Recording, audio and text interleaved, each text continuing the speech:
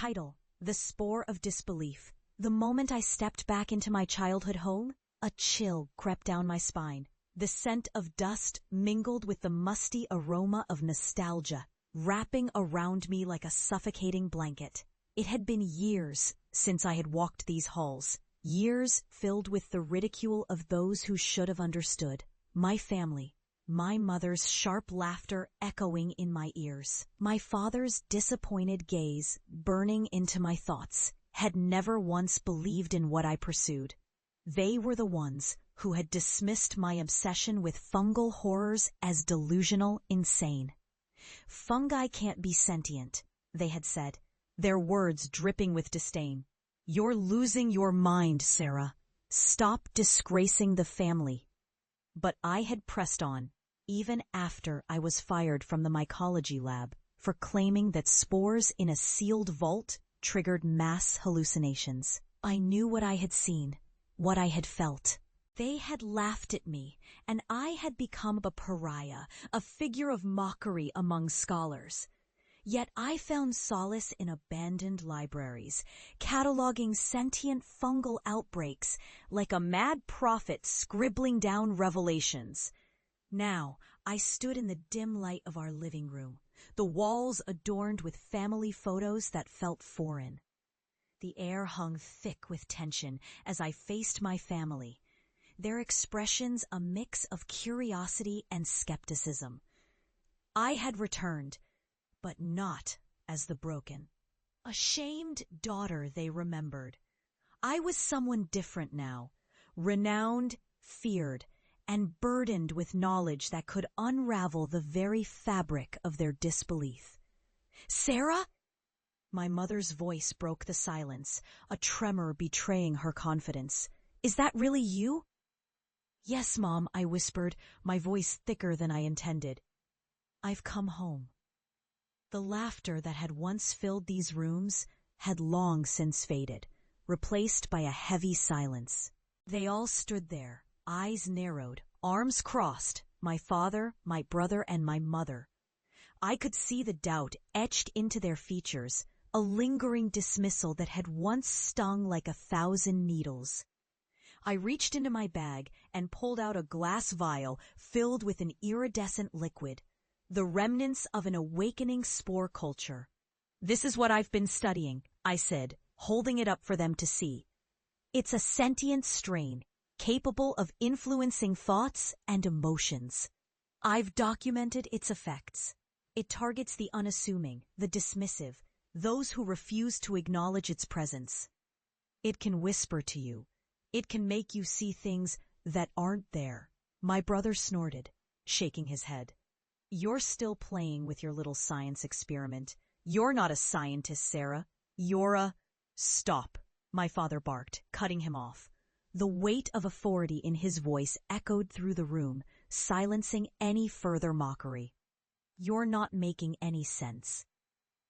Maybe you should see for yourselves, I urged, feeling desperation bubbling within me. I came back not for your approval, but to warn you. There's something terrible happening, something I've barely managed to contain.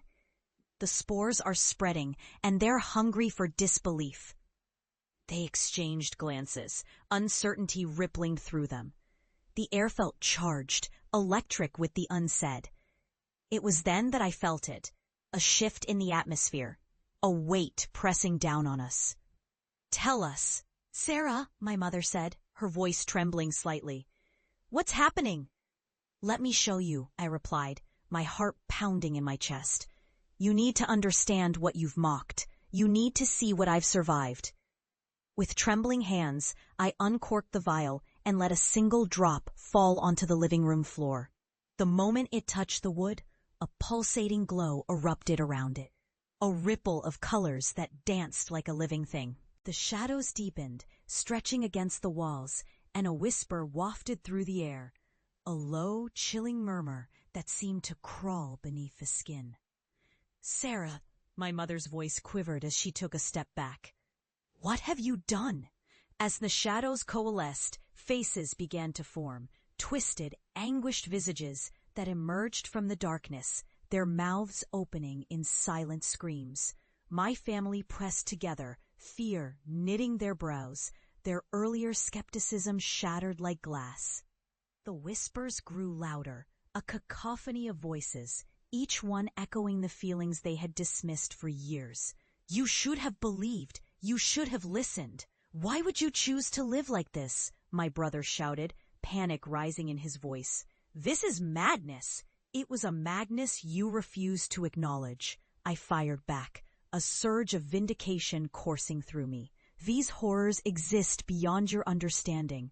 They're not just stories. They're real, and they're coming for all of us. In that moment, the shadows lunged forward, wrapping around my family like tendrils of despair.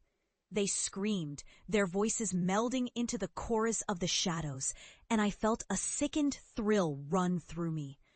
This was the moment of reckoning, the proof that disbelief had a price. As the shadows enveloped them, I stepped back, the weight of their realization crashing down.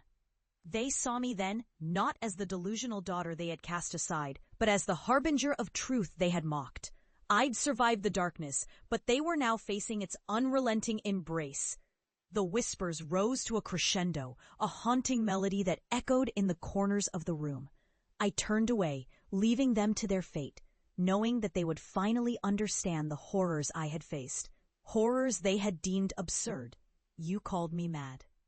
But the truth is far worse than any delusion. As I stepped back into the night, the glow of the shadows flickering behind me, I felt both vindicated and hollow. I had become a guardian of truths that would render ignorance obsolete. The world may still dismiss me, but I was no longer a disgrace. I was a warning, a living testament to the horrors that lay just beneath the surface, waiting for the moment when disbelief would cost dearly. My family's screams faded into the night, swallowed by the encroaching whispers of the spore.